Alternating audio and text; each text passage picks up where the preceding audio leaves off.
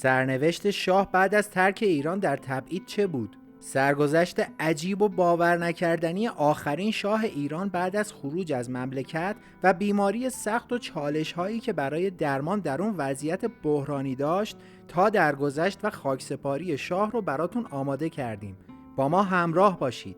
اما قبل از هر چیز تا یادتون نرفته لطفاً برای حمایت از ما ویدیو رو لایک و برای دوستانتون هم ارسال کنید که بیشتر دیده بشه.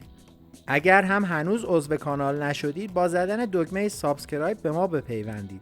زنگوله کنارش هم بزنید تا از ویدیوهای بعدی ما زودتر با خبر بشید.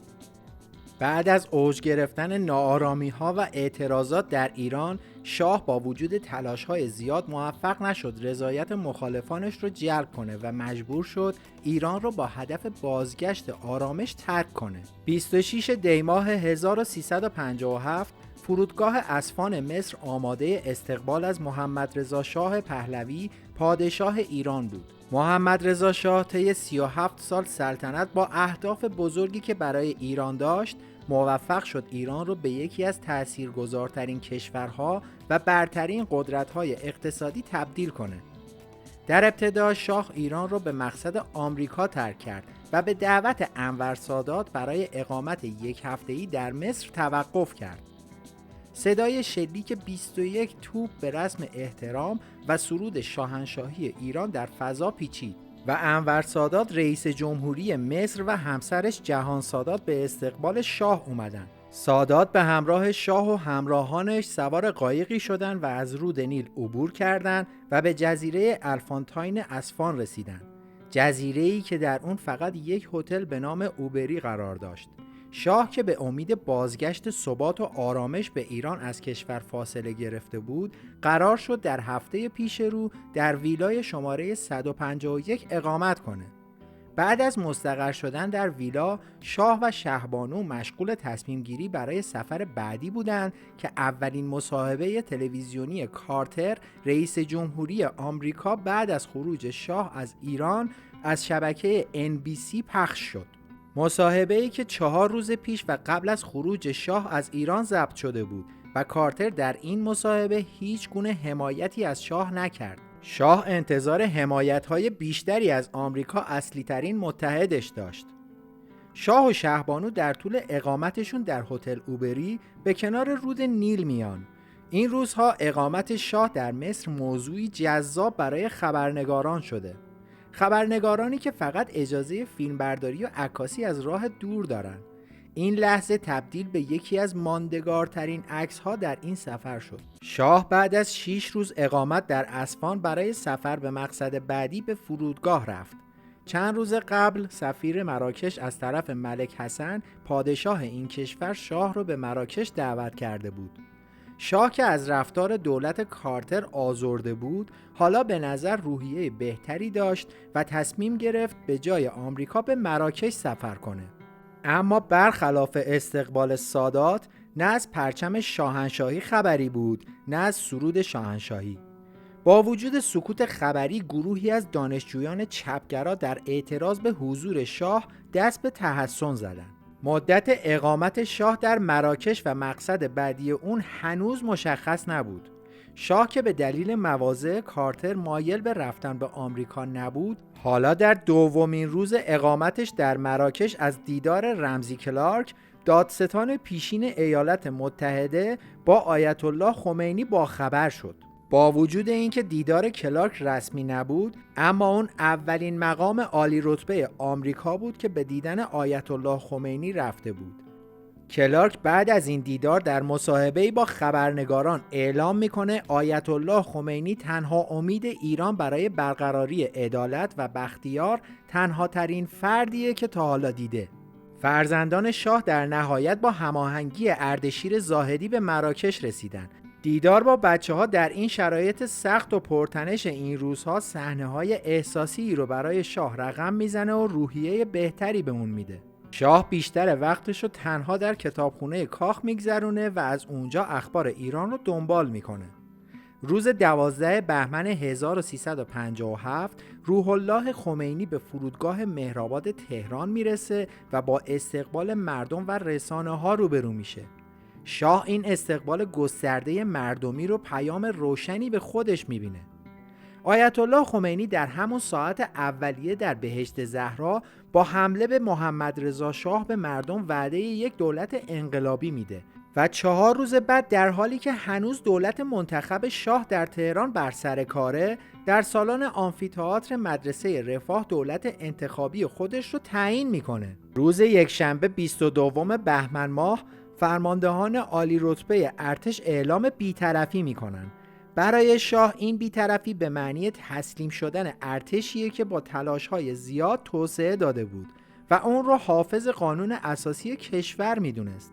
بعد از سقوط حکومت شاهنشاهی، جیمی کارتر از اولین رهبراییه که در یک کنفرانس خبری شروع ارتباط با دولت موقت مهدی بازرگان رو اعلام میکنه.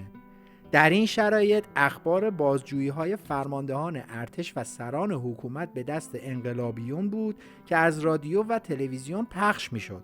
سرانی که یکی پس از دیگری بدون داشتن حق دفاع و وکیل به مرگ محکوم میشدند. از طرفی پادشاه مراکش هم دولت مهدی بازرگان را به رسمیت شناخت و برای ملک حسن پادشاه مراکش شاه فقط یک دوست بود، نه پادشاه ایران. شاه که حالا احساس میکنه موقعیتش نامعلومه، به همراهانش اعلام میکنه به خاطر شرایط نامعلوم دیگه قادر نیست از خدمات همشون استفاده کنه و تعدادی از همراهان شاه با هواپیمای اختصاصی شاهین به ایران برمیگردن. فرستادن شاهین به ایران پایان روایت سفر سلطنتیه. با گذشت 2 ماه از زمان ورود به مراکش، شاه رفته رفته متوجه تغییراتی در وضعیت اقامتش شد. مهمانی که به دعوت ملک حسن به مراکش اومده بود، حالا به دلیل تغییر شرایط سیاسی تبدیل شده بود به یک مهمان ناخواسته. شاه با آگاهی از فشارها به ملک حسن از همراهانش میخواد تا هماهنگی‌های لازم رو برای پیدا کردن اقامتگاه جدید انجام بدن. دیوید راکفلر رئیس بانک چیس منهتن و دوست خانوادگی شاه با همکاری هنری کزینچر وزیر خارجه سابق آمریکا در تلاش بودند محل اقامتی را برای خانواده سلطنتی ایران فراهم کنند. به غیر از دعوت همیشگی سادات، هنوز هیچ کشوری برای پذیرفتن شاه و خانواده‌اش اعلام آمادگی نکرده بودند. بالاخره با تلاش‌های راکفلر و کزینچر، هواپیمای حامل شاه و همراهانش در فرودگاه ناسائو در جزایر باهاما فرود اومد. در باهاما دیگه از تشریفات همیشگی استقبال خبری نبود. زنجیره اتفاقات انقلاب حالا در تعقیب شاه و در تعیین شرایط جدید اون تأثیرگذاره. بلافاصله 3 هلیکوپتر شاه و همراهان را از فرودگاه ناسائو به جزیره بهشت منتقل میکنن. در این جزیره شاه در یک ویلای اجاره‌ای اقامت میکنه. چون که ویلای خیلی بزرگی نبود، همراهان در محلی در نزدیکی ویلا اسکان داده شدند. چند ساعت بعد شاه و شهبانو در برابر دوربین خبرنگاران حضور پیدا میکنن. یک جوان 30 ساله آمریکایی تمام مدت در کنار شاه و خانواده‌اش ایستاده. رابرت آرمئو از طرف راکفلر به استخدام شاه در اومده. آرمئو از این به بعد نه تنها مسئولیت هماهنگی سفرهای شاه رو بر عهده داره، بلکه مسئول روابط عمومی، سخنگو و حتی مشاور اون هم هست. این حضور رسانه‌ای صرفاً برای تهیه فیلم و عکس و قرار نیست مصاحبه‌ای انجام بگیره. با این حال شاه در جواب سوال یکی از خبرنگاران پاسخ میده: متاسفانه نمیدونم چه مدت در اینجا میمونم، اما اینجا مکان زیباییه و قصد اقامت دائم در اینجا ندارم و برای دیدن به اینجا آمدم. صبح روز 18 فروردین 58 و در حالی که 1 هفته از برگزاری رفراندوم تغییر نظام سیاسی در ایران گذشته بود، امیرعباس هویدا با سابقه ترین نخست وزیر محمد رضا شاه توسط انقلابیون ایران اعدام شد. تیمسار اظهاری که میخواست حسن نیت خودشو به مخالفان ثابت کنه، بلافاصله 12 نفر از مقامات بلندپایه از جمله هویدا رو دستگیر کرد. اما برخلاف پیشبینی اظهاری، بازداشت هویدا هیچ تأثیری در جلب رضایت مخالفان نداشت. دستاورد بازداشت هویدا دستگیری و اعدام اون به دست انقلابیون بود و سنگینی دردی که با شاه باقی موند. در روزهای بعد مرتباً اخبار دام مقامات دولت شاهنشاهی توسط حاکم شهر به اینجا می رسید و غم و ناراحتی شاه و همراهانش رو بیشتر می کرد. صادق خلخالی دستور ترور شاه و شهبانو رو صادر میکنه و برای اجرای این حکم پاداش هم تعیین میکنه. حضور در این جزیره برای شاه روز به روز سخت‌تر میشد و خودش رو در وضعیتی دشوار گرفتار میدید. با وجود اینکه شاه به طور جدی تهدید شده بود و هر روز خبر ناگواری از اعدام مقامات حکومتش رو دریافت میکرد. شنبه 5 خرداد 1358 ساعت 5 بعد از ظهر فردی ناشناس که با عینک آفتابی سیاه چهرهش رو پنهان کرده بود برای دیدار با شاه وارد باهاما شد.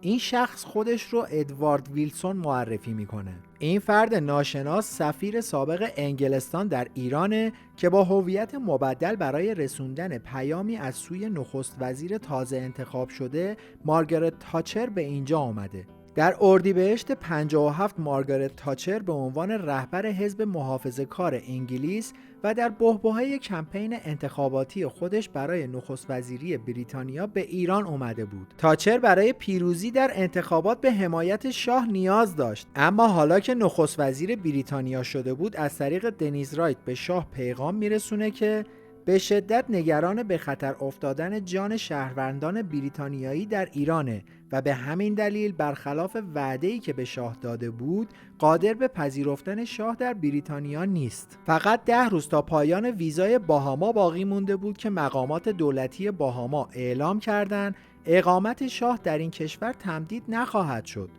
و جستجو برای پیدا کردن کشور جدید دوباره شروع شد. کزینجر و راکفلر برای سفر شاه به ایالات متحده تلاش می‌کردند. انور سادات مثل همیشه باز هم شاه رو به مصر دعوت کرد.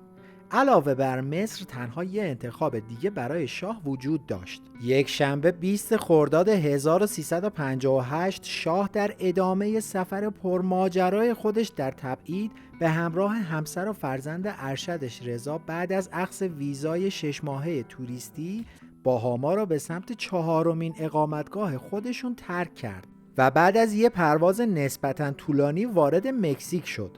با وجود ویزای 6 ماهه‌ای که برای شاه و خانواده‌اش صادر شده بود، امیدوار بودن مدت طولانی‌تری در مکزیک اقامت داشته باشند. محلی که رابرت در شهر کوئناواکا در مکزیک برای شاه و خانواده‌اش آماده کرده بود، یه ویلا به اسم گل سرخ بود. این ویلا در انتهای یه بنبست و در باغی با دیوارهای بلندی محصور شده بود. شاه امیدوار این ویلا با فضای سبز و معماری زیباش محیطی باشه که بعد از مدت‌ها در کنار خانواده‌اش به آرامش برسه. 3 فرزند کوچیک شاه با شروع سال تحصیلی و باز شدن مدارسشون از باهاما به آمریکا رفتن و حالا فقط فرزند ارشدش رضا با اونها به کوئناواکا اومده. رضا همون پسری بود که شاه سالها انتظار به دنیا آمدنشو میکشید تا بتونه طبق قانون اساسی جانشینش بشه، اما حالا ولیعهد محمد رضا شاه وارث سلطنتیه که آیندهش مشخص نیست.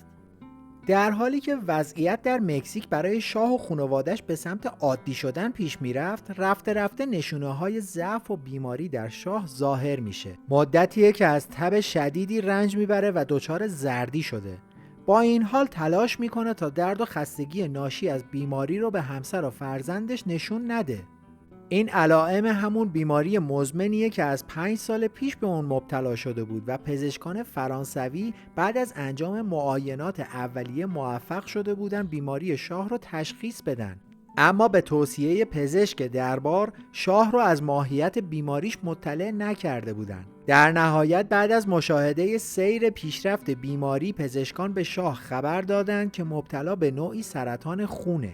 حالا در مکزیک و با شدت گرفتن بیماری شاه، شهبانو دوباره پزشکان فرانسوی رو دعوت کرد. این بار دکتر فرانلن فرانسوی به تنهایی به مکزیک اومد و با وجود تلاش‌ها و مراقبت‌های دقیقش حال عمومی شاه روز به روز بدتر شد. در این شرایط رابرت پزشکی آمریکایی به نام بنجامین کین رو به مکزیک آورد تا شاه رو معاینه کنه. پزشکی که متخصص بیماری‌های گرمسیری و معتمد راکفلر بود.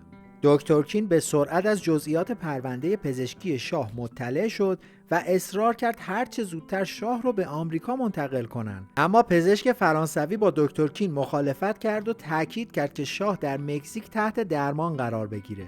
شاه تمایلی به سفر با آمریکا نداشت، اما با اصرار خواهرش اشرف بالاخره موافقت کرد به آمریکا سفر کنه. نیمه شب 30 مهر ماه 1358 به عنوان یک شهروند معمولی با ویزای توریستی به آمریکا رسید. شاه که مشروط به استفاده از خدمات درمانی در آمریکا شده بود، مستقیما به طبقه 17 بیمارستان نیویورک منتقل شد و با نام مستعار دیوید نیوسون بستری شد. در اولین قدم با توموگرافی مشخص شد که طحال در نتیجه تورم 3 برابر بزرگتر از حالت عادیه و زردی شاه هم به دلیل انسداد مجرای صفرا توسط سنگه و پزشکان به شاه و شهبانو اطلاع دادن که فردا طی یه عمل جراحی کیسه صفرا برداشته میشه. شهبانو برای در جریان قرار دادن فرزندان از جزئیات بیماری پدرشون بیمارستان رو ترک کرد و به منزل اشرف خواهر شاه رفت. شاه روز چهارشنبه دوم آبان 58 در حالی که فقط 2 روز به تولد 60 سالگیش مونده بود برای انجام عمل جراحی آماده شد. شهبانو به همراه اشرف به سمت بیمارستان حرکت کرد. شهبانو تنها فردی بود که اجازه داشت تا اتاق عمل شاه را همراهی کنه.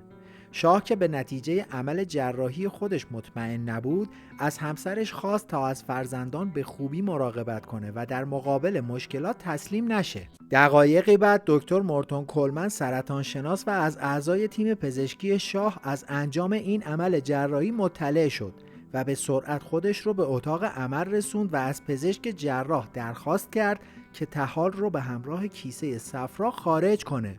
اما پزشک جراح به توصیه دکتر کولمن توجهی نکرد و گفت انجام این 2 عمل جراحی همزمان امکان پذیر نیست. کیسه صفرا از بدن شاه برداشته میشه، اما سنگی که باعث درد شدید و زردی شده بود کماکان در مجرای صفرا باقی میمونه و نهایتاً به شیوه دیگری برداشته میشه. دانشجویان انقلابی ایرانی با تجمع در اطراف بیمارستان خواستار خروج شاه از آمریکا شدند. به دلیل حضور این دانشجوها تدابیر امنیتی در اطراف بیمارستان شدیدتر شد و فرزندان شاه که تصمیم داشتن به عیادت پدرشون برن تحت نظارت شدید ماموران امنیتی وارد بیمارستان شدند. این شرایط دیدار رو به حدی مشکل کرد که شاید ملاقات‌های بعدی برای اونها ممکن نبود. دکتر کولمن شانس بهبودی شاه رو فقط 50% پیش بینی کرد، در حالی که شاه تحت مراقبت‌های پزشکی بعد از عمل جراحی بود. بیشتر از 50,000 دانشجوی ایرانی که در آمریکا مشغول تحصیل بودند در اطراف بیمارستان تجمع کردند. اغلب این دانشجوها افرادی بودند که با بورسیه تحصیلی دولت شاهنشاهی به آمریکا رفته بودند و در حالی که شاه دوران بهبودی رو پشت سر میگذاشت، تنها صدایی که در اتاقش میپیچید فریاد دانشجوهایی بود که براش آرزوی مرگ میکردند. حضور این دانشجوها انتقال شاه رو برای انجام پرتو درمانی به ساختمان مقابل دچار مشکل کرده و تیم پزشکی مجبور شد نیمه های شب شاه رو از راه تونل زیرزمینی و با ویلچر به ساختمان روبرو ببره. 2 هفته بعد از ورود شاه به آمریکا یک رخداد در تهران سرنوشت شاه و مردم ایران رو دگرگون کرد. دانشجویانی که سفارت آمریکا را اشغال کردند، دیپلمات‌ها را به جاسوسی متهم و بستری شدن شاه در آمریکا را یکی از دلایل اصلی اقدام خودشون اعلام کردند. اشغال سفارت در تهران خشم عمومی رو بین مردم آمریکا شعله‌ور کرد و اونها به حضور دانشجویان ایرانی در کشورشون اعتراض می‌کردند. اما تنها شرط آیت الله خمینی برای آزادی گروگانها فقط برگشتن شاه به ایران بود. ویزای مکزیک همچنان دارای اعتبار بود و شاه و شهبانو قصد داشتن از آمریکا به مکزیک برگردن. اما دولت مکزیک اعلام کرد به دلیل اینکه حضور شاه در این کشور میتونه منافع ملی مکزیک رو به خطر بندازه، ویزای شاه رو تمدید نخواهد کرد. انور سادات بار دیگه دعوت خودش رو تکرار کرد، اما شاه دعوت سادات رو نپذیرفت، چون مایل نبود سفرش به مصر باعث بروز ناآرامی در این کشور بشه و در نهایت پیمان صلح مصر و اسرائیل رو تحت تأثیر قرار بده. و تصمیم گرفت از بیمارستان به خونه خواهرش اشرف نقل مکان کنه. اما جیمی کارتر به سرعت مشاور خودش رو به بیمارستان فرستاد.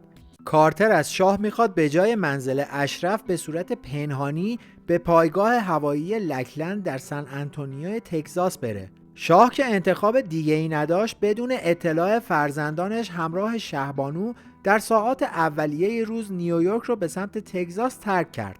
کمی بعد از فرود هواپیما نیروهای امنیتی تگزاس شاه و شهبانو رو با آمبولانس به بیمارستان نظامی ویلفورد هال در پایگاه هوایی لکلند بردن. شاه و شهبانو برای حفظ امنیت و تا آماده شدن محل اقامت مجبور شدند برای ساعاتی در بخش روانی بیمارستان منتظر بمونن و بعد از چند ساعت با تصمیم فرمانده پایگاه شاه و شهبانو به آپارتمان افسران مهمان منتقل شدند. یک هفته بعد از اقامت در پایگاه هوایی لکلند خبری دردناک به شاه رسید. خواهرزاده شاه و یکی از افسران ارتش نیروی دریایی ارتش شاهنشاهی در پاریس ترور شد.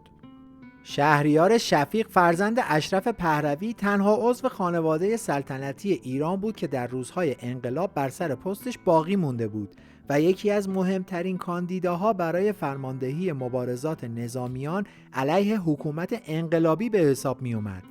همزمان با حضور شاه در پایگاه لکلند گروهی از دانشجویان ایرانی تجمعاتی اعتراضی علیه شاه سازماندهی کردند. تگزاس بعد از کالیفرنیا بیشترین تعداد دانشجویان ایرانی در آمریکا را داشت که اکثر اونها در کالج سن آنتونیو تحصیل می‌کردند. جیمی کارتر امیدوار بود با خروج شاه از آمریکا بتونه گروگانها را قبل از کریسمس آزاد کنه. همزمان با تلاش‌های وزارت خارجه آمریکا برای یافتن اقامتگاه جدیدی برای شاه، فرمانده گارد ملی پاناما و قدرتمندترین فرد این کشور فرصت را مناسب دید تا با پذیرش شاه در پاناما به کارتر در این موقعیت بحرانی کمک کنه. ژنرال توریخوس خودش رو به نوعی به جیمی کارتر مدیون میدونست. از طرف دیگه توریخوس مایل نبود ادامه بحران گروگانگیری منجر به شکست کارتر مقابل رقبای جمهوری خواهش در انتخابات آینده آمریکا بشه.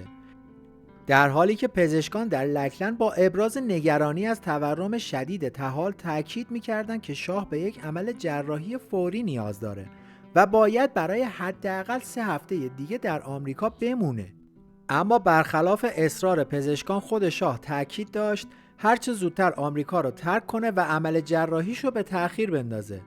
دولت کارتر متعهد شد شاه میتونه در بیمارستان آمریکایی پاناما جراحی بشه و در صورت بروز مشکل در روند درمانی امکان برگشتنش به آمریکا فراهمه. صبح روز 25 آذر ماه سال 1358 درست 11 ماه بعد از ترک ایران هواپیمای شاه در پاناما سیتی فرود اومد. این 7مین خوان این سفر پرماجرا بود. شاه و همراهان بلافاصله با هلیکوپتر به محل اقامت جدیدشون در جزیره کنتادورا پرواز کردند. در این جزیره فقط یک هتل و 18 منزل مسکونی وجود داشت و جمعیت اون به 500 نفر هم نمی رسید. ویلایی که در اختیار شاه قرار داده شده بود در گوشه‌ای روی تپه و در منزوی ترین نقطه ساحل جزیره واقع شده بود. ویلای پونتالارا متعلق به گابریل لوئیس گالیندو، سرمایه‌دار و سفیر سابق پاناما در آمریکا بود. برای شاه که تا به امروز بیشتر از 26,000 کیلومتر سفر کرده بود، این جزیره درست مثل آخر دنیاست و حضور در این جزیره دور افتاده و پرت یادآور روزهای تبعید و تنهایی پدرش در جزیره موریس بود و حالا در جزیره کنتادورا تصویر آینده خودش رو بی‌شباهت به زندگی پدرش نمیدید. مرگ تدریجی دور از وطن و در غربت. با فرارسیدن تعطیلات کریسمس فرصتی برای دیدار شاه و شهبانو با بچه‌ها فراهم شد. با اینکه شاه در نتیجه عقب افتادن عمل جراحی ضعیف و لاغرتر شده بود، ولی دیدار با فرزندانش دوباره لبخند رو به چهرش برگردوند. برای شاه این تعطیلات چند روزه حس بازگشت به روند عادی زندگی رو داشت که مدتها از اون محروم بود. شاه در کنار خانواده آرامش بیشتری پیدا کرد و شرایط باثبات‌تر به نظر می رسید، اما سایه یک تهدید جدی در کمین او بود. خلخالی که با ورود شاه به هر کشوری از آمادگی تروریست‌ها برای سوء قصد به شاه صحبت می‌کرد، این بار نیروهای مسلح فداییان اسلام رو مأمور این کار کرد. و به نیروهاش در ایالات متحده دستور داد خودشون رو به پاناما برسونن. 30 آذر 1358 صادق قطبزاده در نامه‌ای به رئیس جمهوری پاناما رسما خواهان دستگیری شاه و تحویل او به مقامات ایران شد. قطبزاده که برای انتخابات ریاست جمهوری آماده میشد قصد داشت تا با بازگردوندن شاه شانس خودش رو برای ریاست جمهوری بالا ببره. حل بحران گروگانگیری به یک معضل جهانی تبدیل شده بود. توریخوس مطابق قوانین پاناما 60 روز به دولت جمهوری اسلامی مهلت داد تا مدارک حقوقی لازم برای استرداد شاه رو تسلیم وزارت خارجه پاناما کنند. مقامات دولت پاناما بازی فریبکارانه و دوجانبه شومی رو شروع کرده بودند. 18 بهمن ماه 1358 وزیر خارجه پاناما اعلام کرد که شاه زندانی مجازی دولت پاناما به حساب میاد، چون بدون اجازه مقامات پانامایی حق ترک کنتادورا رو نداره. از اواخر بهمن حال شاه دوباره رو به وخامت رفت و شاه تصمیم گرفت برای انجام عمل جراحی به بیمارستان پانامایی بره. ساعتی بعد از ورود شاه و حضور دکتر دوبیکی و تعداد زیادی از پزشکان آمریکایی که تیم اون رو تشکیل میدن، به جراحان پانامایی این پیغام رو میده که کفایت لازم رو برای جراحی شاه ندارن. این حرکت برای پزشکان پانامایی توهین آمیزه تا جایی که به دکتر دوبیکی اجازه جراحی داده نمیشه. در نتیجه عمل شاه به تعویق میفته و شاه تصمیم میگیره که جراحی در پاناما انجام نشه. شاه و همسرش در موقعیت خطرناکی قرار گرفتن و در نهایت شهبانو با جهان سادات تماس میگیره. صدای مضطرب و لرزان شهبانو خانم سادات رو نگران میکنه و جهان سادات بلافاصله با همسرش تماس میگیره. انور سادات هم بلافاصله آماده فرستادن هواپیمای ویژه ریاست جمهوری برای شاه و همراهانش میشه. اما جیمی کارتر رئیس جمهور آمریکا معتقده حضور شاه در مصر میتونه صلح خاورمیانه رو به خطر بندازه. فرستاده رئیس جمهور آمریکا آخرین برگش رو میکنه و میگه شاه تنها در یک صورت میتونه به آمریکا برگرده که رسما از پادشاهی ایران کناره‌گیری کنه. پیشنهادی که شاه به هیچ وجه نمیپذیره. 24 ساعت به پایان مهلت 60 روزه دولت پاناما برای دریافت مدارک حقوقی استرداد شاه بیشتر باقی نمونده. شاه قبل از رفتن در یادداشتی از گابریل لوئیس که ویلای خودش رو در اختیار اون گذاشته بود تشکر میکنه و مینویسه افسوس من در این است که برای جبران لطفتان کشوری ندارم تا شما را به آنجا دعوت کنم. بالاخره 3 ماه بعد از اقامت در کنتادورا، شاه و شهبانو این جزیره رو به سمت پاناما سیتی ترک میکنن. در حالی که همزمان نمایندگان قطبزاده در تلاشن تا راهی برای دستگیری شاه یا جلوگیری از خروجش از پاناما پیدا کنن. شاه تب داره و به دلیل بیماری تعداد پلاکت‌های خونش هم به شدت کاهش پیدا کرده. زمان میگذره اما خبری از انتقال گروگانها نمیشه و توریخوس نمیتونه بیش از این پرواز رو معطل کنه و بعد از گذشت چند ساعت هواپیما از زمین بلند میشه. هواپیما در جزایر آزور در اقیانوس اطلس و 1500 کیلومتری غرب کشور پرتغال برای سوختگیری فرود میاد.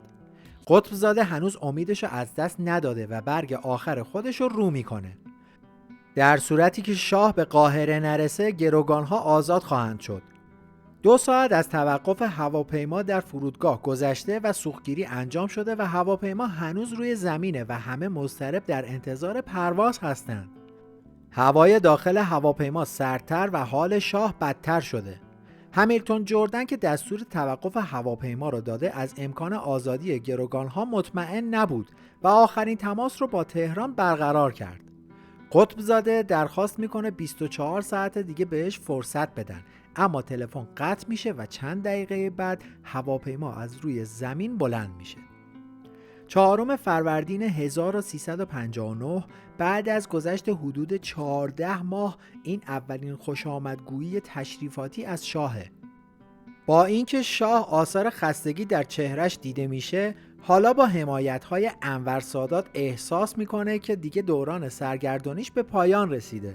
سادات شاه رو برای ادامه درمان از فرودگاه به بیمارستان نظامی معادی میبره. 1 روز پس از خروج شاه از پاناما، دیپلمات‌های ایرانی مدارکی که برای استرداد شاه تهیه کرده بودن رو به باسکز وکیل پانامایی تحویل میدن.